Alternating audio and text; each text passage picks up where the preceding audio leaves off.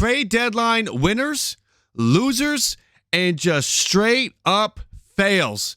A win means you did what you were supposed to do, and you did it well, or you at least did a lot of it. More on that in just a minute.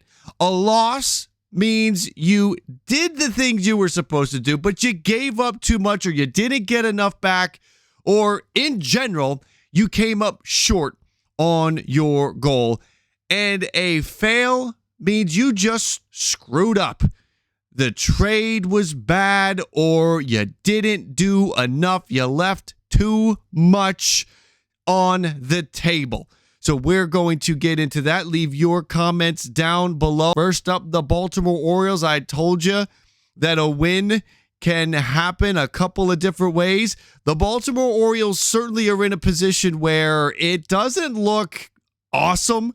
Their deadline, there was so much more that they could do, but it didn't happen. But in the end, they bring in Dominguez and Soto.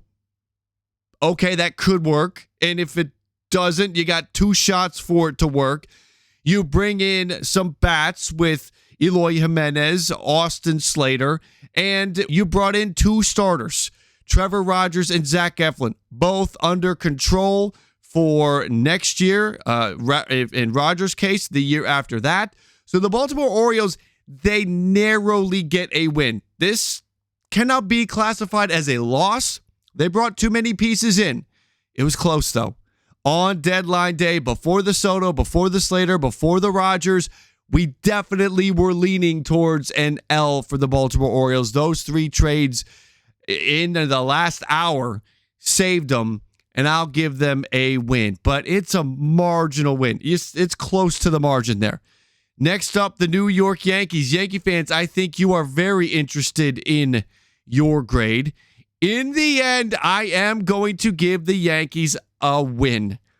Jazz Chisholm is a major reason why. In fact, he's probably the reason why. Otherwise, this would have been an L because the pitchers that were brought in, I think, are generally underwhelming. Leiter could be a piece.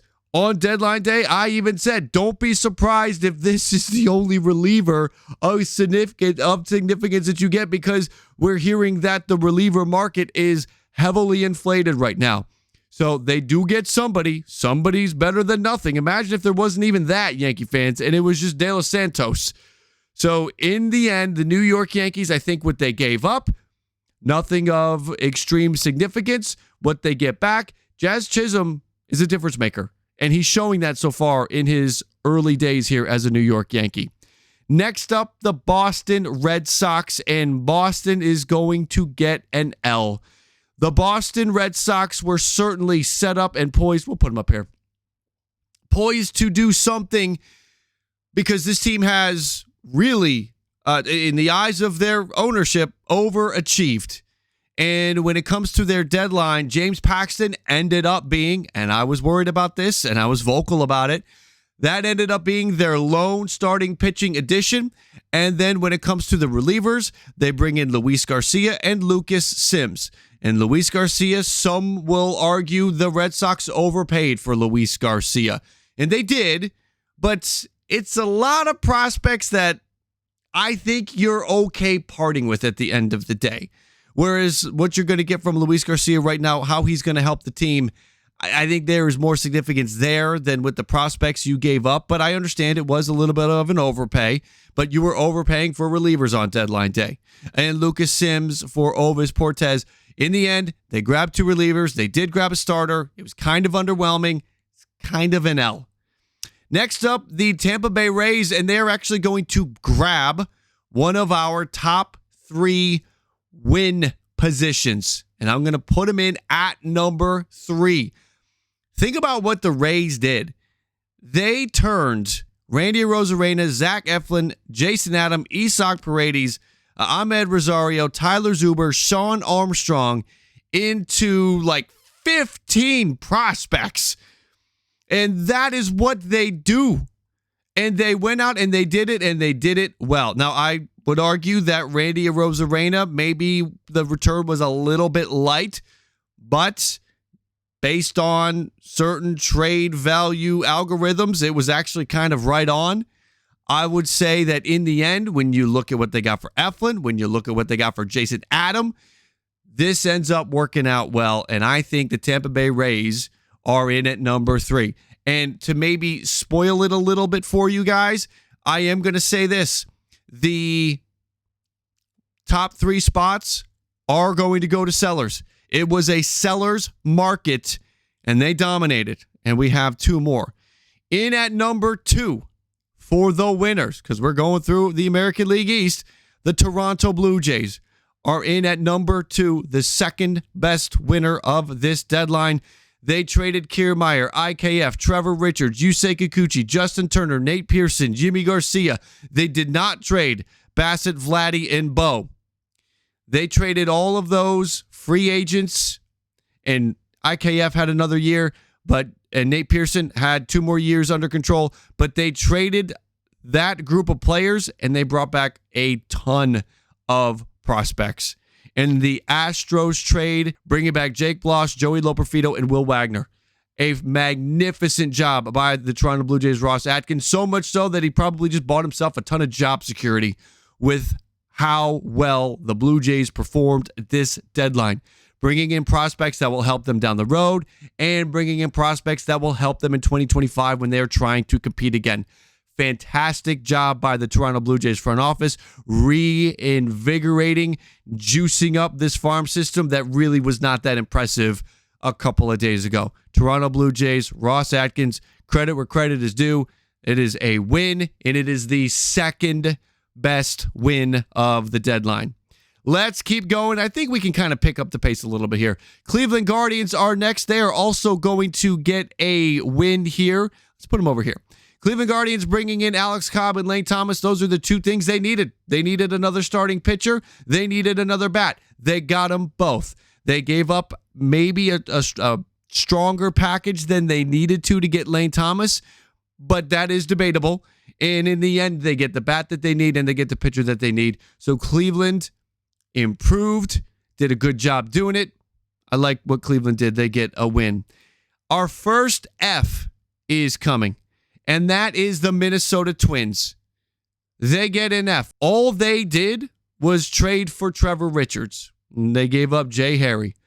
They essentially did nothing. Minnesota Twins fans, I think, are pretty upset after this, and they have a right to be. Another win for Detroit. The Detroit Tigers traded Mark Canha. They traded Jack Flaherty. They traded Andrew Schaefer. They traded Carson Kelly, and they turned it into 9 prospects. That's what they were supposed to do. That's what they did. They did a good job. The return for Jack Flaherty was not as good as the return for Yusei Kikuchi, but it was still a pretty good one. The number 8 and the number 22 prospect in the Dodgers organization. I give the Detroit Tigers a win.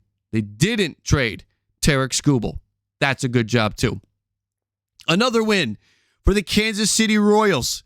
The Kansas City Royals went out and brought in Lucas Erceg, Paul DeJong, Michael Lorenzen, Hunter Harvey.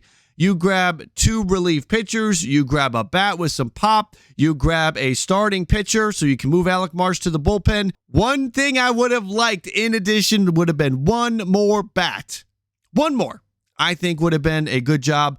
But in the end, you get Paul DeJong. You bolstered the pitching. Pitching has been one of the major keys to the success, and they made that group even better at the trade deadline. It's a win for the Kansas City Royals. We have another F.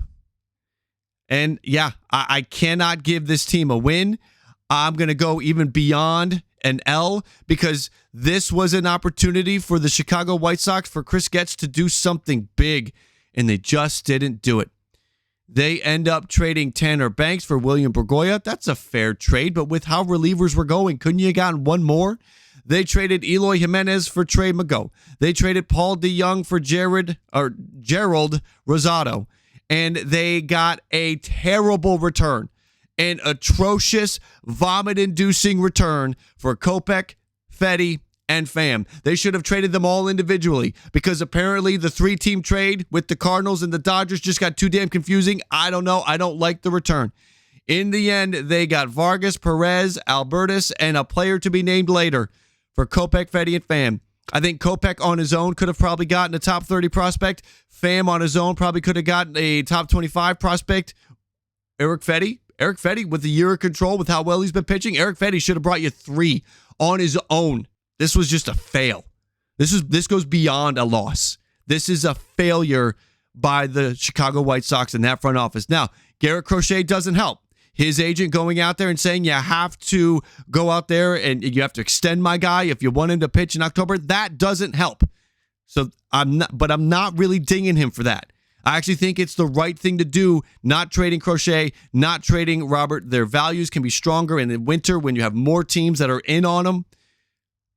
It's the trades they executed. I feel like you could have got more for Banks.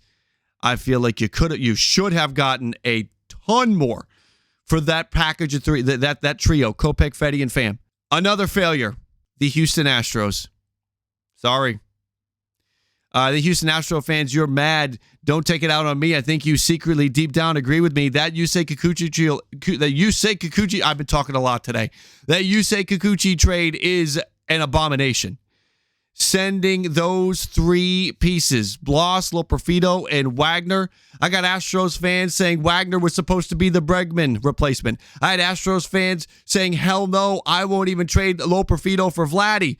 And Bloss, on top of all of it, it is a disaster. It goes beyond just a loss. It is one of the worst trades we saw this deadline. And that was all they did.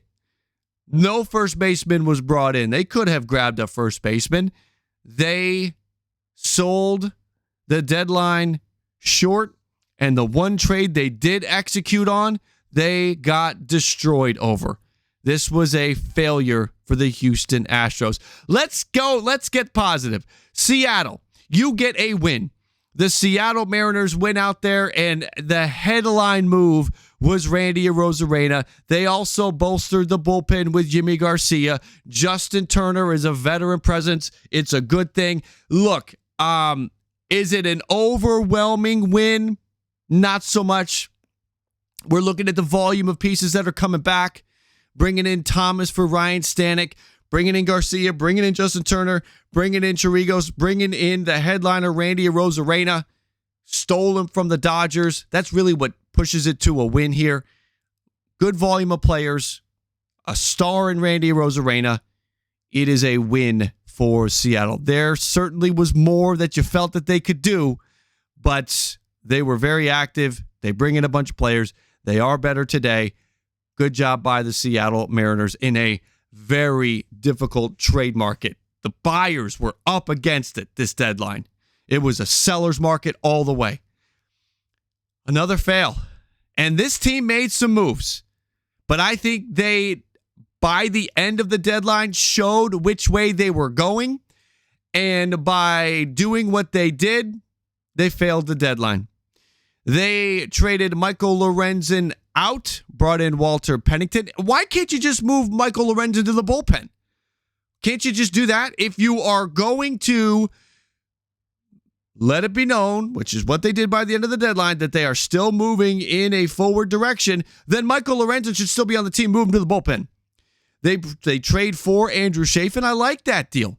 But by trading for Andrew Chafin, you're telling me and everybody else that we're still going for it. And if that's the case, then your trade deadline return haul cannot just be Chafin, Pennington, and Kelly. There needed to be something else. Another bullpen piece, another significant bullpen piece. So I feel like the Texas Rangers, in the end, by sort of sitting on the fence and based on the trade activity and the timeline of everything, the last minute decide to be buyers was a bad job, and I think ultimately gets them a big fat F. We have another fail, and that is the Angels. And this one I'm fired up about, and I'm actually going to put 2 teams up here together because we can knock them both out. The Rockies. The Angels and the Rockies, will put them up here together. These 2 teams let their fan bases down. They let the future of their team down. They let the players that are a part of the future down today in a big way. The Angels, you're going to say, well, Jim, wait a minute. The Angels traded Luis Garcia. They got 4 prospects. That's a win. They traded Carlos Estevez. They got a great return for the Phillies, but they didn't trade. This is where it gets down to what they needed to do. Yes, Estevez was one of the pieces. Tyler Anderson, Luis Rengifo needed to go. And I would have really liked for you to trade Taylor Ward at peak value. They did not trade 2 significant pieces in a seller's market. They didn't execute the trade. They failed the team. They failed the fan base. They failed the players that are going to be there down the road. Hashtag free Mike Trout. Again, the Garcia and Estevez returns are good, but this is the body of work, the full body of work at the deadline. F. Not trading Anderson, not trading Rengifo. We don't know how close they came to Ward or not, but that would have trading Ward, trading Rengifo. There was an A waiting for the Angels. Even if they had traded one of those 3, I would have overlooked it. But the fact that you had Anderson and Rengifo for sure and Ward sitting there still on the team, you failed. And the Colorado Rockies, Elias Diaz, anybody? Nobody wanted Elias Diaz. Cal Quantrill, nobody wanted Cal Quantrill. Ryan McMahon, nobody wanted Ryan McMahon. Again, in a seller's market, when there's like 5 sellers, you're out here sitting on your hands. Look at what Tampa and Toronto and Miami and the other sellers did, and you're sitting there holding on to pieces for no damn reason other than you don't know how to do the job. And this keeps happening time and time again. So it tells me it's not the general manager. It's got to be the ownership. The Colorado Rockies keep screwing up the deadline. Diaz is going to walk. Quantrill is going to walk. You can't even trade these guys. The Angels could trade Anderson and Rengifo or Ward in the offseason, and don't be surprised if they do, and they'll get less than they could have right now. Inept. Incapable of doing the job. The Angels and the Rockies, I am mad for the fans because they deserve better. These are 2 franchises that are going absolutely nowhere, and they don't even know how to fix it.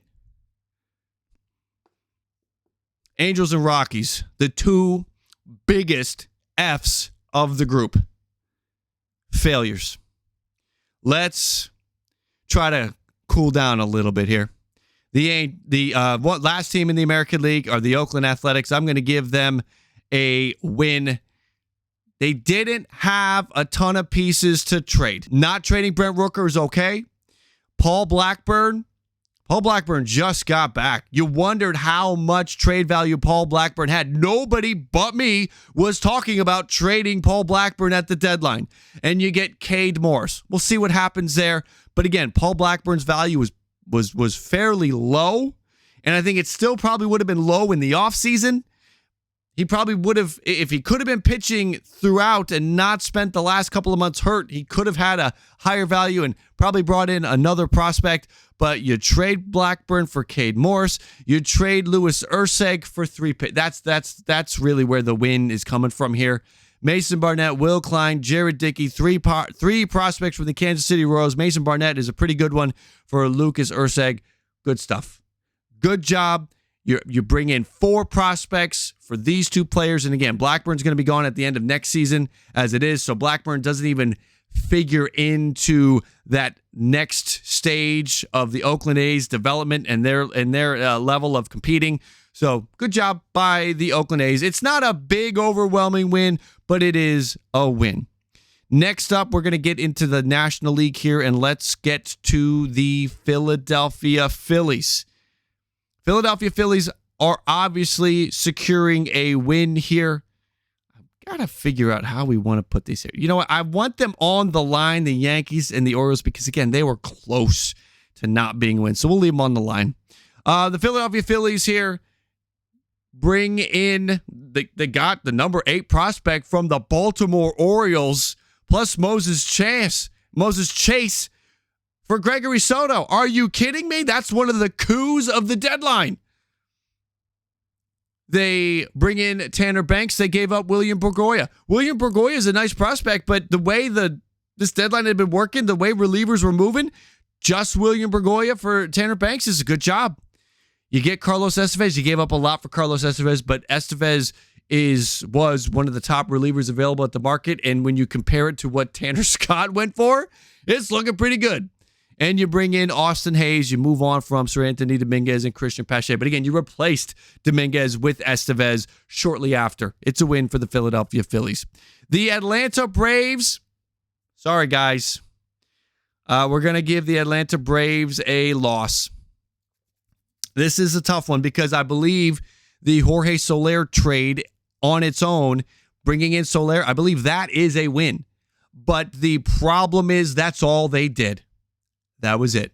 No pitcher for insurance purposes, no extra pieces, no second baseman to get you through to the finish line while Ozzie Albies is hurt. We don't know what Whit Merrifield's ever going to give you guys. We don't know what Nacho Alvarez is going to do. The Atlanta Braves needed to do, and I know Alex Anthopoulos was trying, they needed to do one or two more trades. Just this one trade, albeit it's a good one. They gave up literally nothing to get him.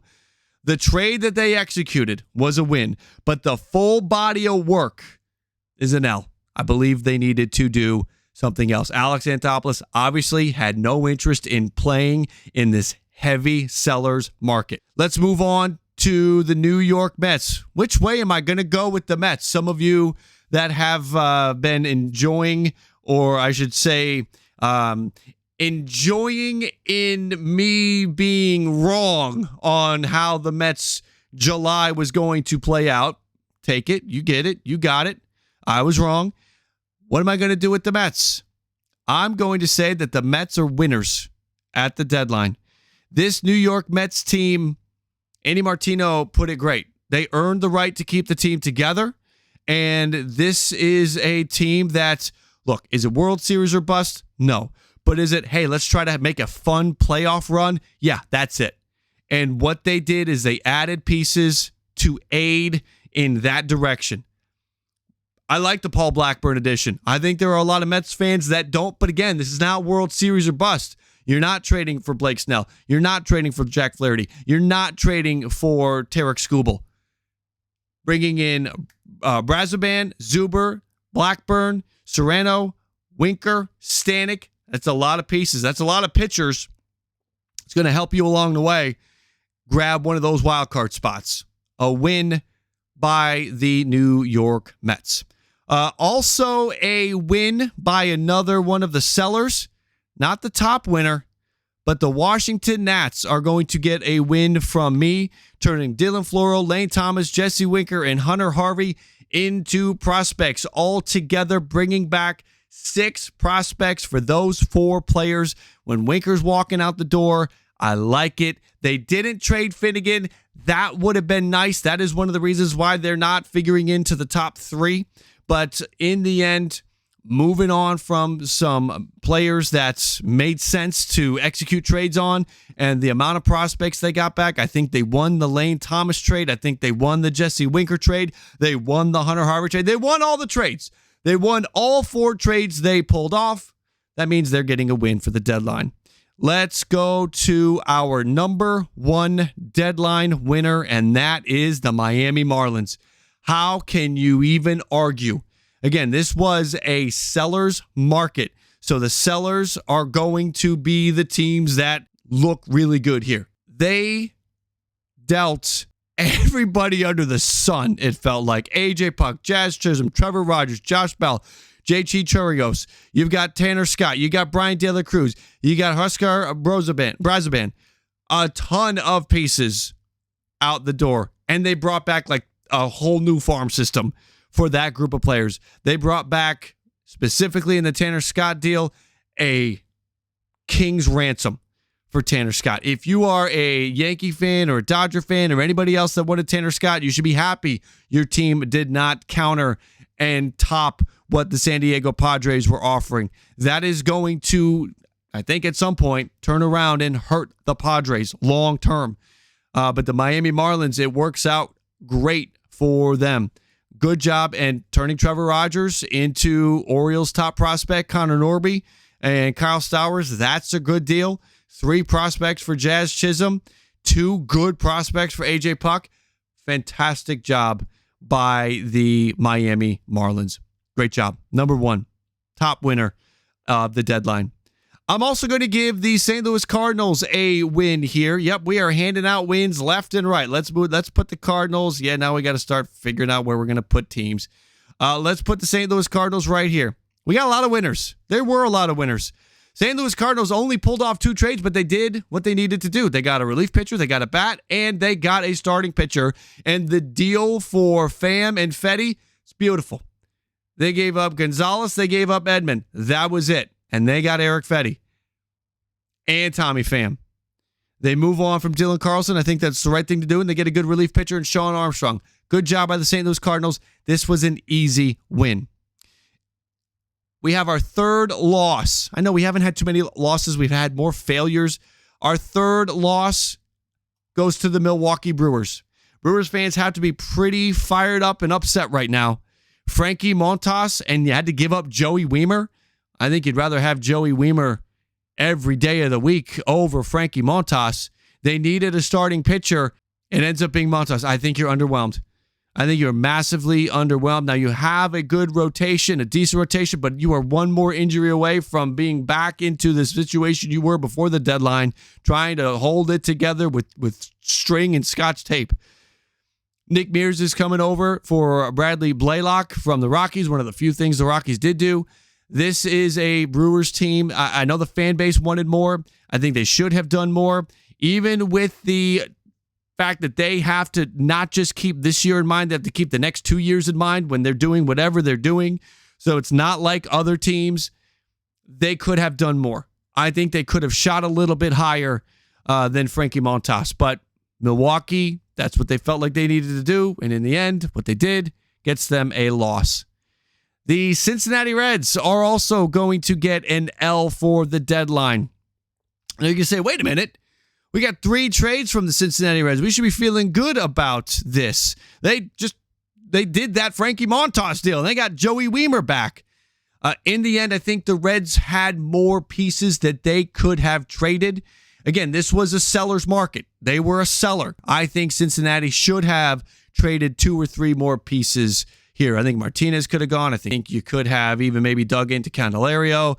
There are a lot of things that they could have tried to do. I think they should have tried to capitalize on the seller's market. Again, maybe specifically those names aren't the guys, but look on Fangraphs, look at the team situation, look at the payroll. There's more trades that they could have executed.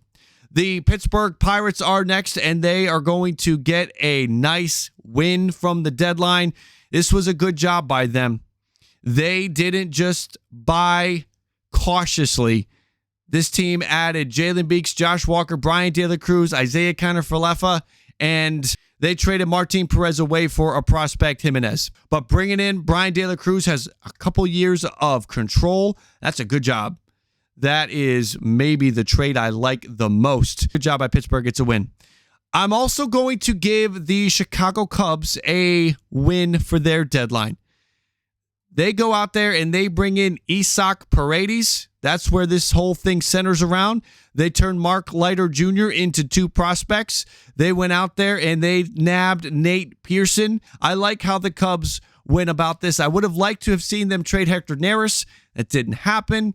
That's not enough to move them to an L. That Isaac Paredes trade is really good. That really is the centerpiece to them grabbing a win here. Let's go to the National League West. We're a few minutes over what I wanted to be, but let's keep going. I'm going to grab the Dodgers, and I'm going to give them a win. I'm going to put them down here, though, because it was a narrow win. Not enough for an L, but, man, if they had not traded for Jack Flaherty, it would have been an L. So we got the Yankees, the Orioles, and the Dodgers were right on the line there, barely winners.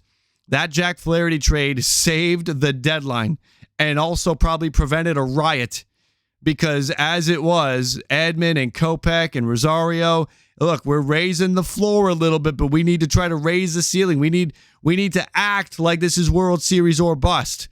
And it felt like at the last minute, the Dodgers and Tigers had been just staring at each other all deadline day, and the Dodgers finally won. The Tigers finally blinked, took a package that was less than the Kikuchi deal, and the Dodgers got it done. Tigers had to do it. Tigers had to trade Flaherty. That prospect package that they got back in return, Theron Lorenzo and Trey Sweeney, that package for the Tigers, it's a good package. It is better than the draft compensation pick if they had attached the QO. Dodgers, in the end, it's a good package for them as well. That's a win-win trade for both sides. Dodgers did not have to overpay extensively, and the Tigers got two pieces. So I like that Jack Flaherty trade for the Dodgers. I think that was a good move. I also like that they grabbed Kevin Kiermaier. Take Kevin Kiermaier on a World Series run. Let's go. We have another loss here. We have two losses. We have a win, and we have a fail. Oh, we already did the fail. That's the Rockies. They were already on the board. So we have two losses and a win. Who do you think gets the win? Who do you think gets the losses? Let's start with one of the losses, and that's going to be the San Francisco Giants. Sorry, Giants fans.